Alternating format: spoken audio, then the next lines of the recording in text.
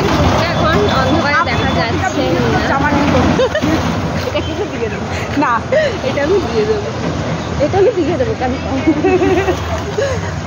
আমরা ভাবলাম যে টালা ব্রিজ থেকে হেঁটে হেঁটে যাবো, কিন্তু ওখানে রিস্ক পেলাম না, কারণ হচ্ছে যে ওই যে পুলিশের যদি কিছু ব্যাপার স্যাপার ঘটে।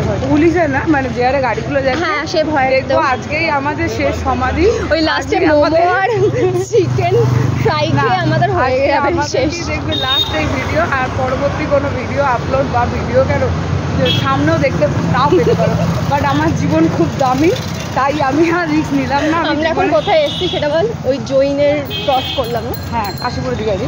আর আমি জীবনে এখনো অনেক কিছু করা বাকি আছে, কিছুই করিনি, ঠিক আছে? জীবন অনেক পাপ করে ফেলেছিস তুই। আরে পাপ করেছি, পুণ্যিত করিনি, পুণ্যিত করা বাকি আছে, করা বাকি জন্য আমি আমার পথের দিকে এগোলাম।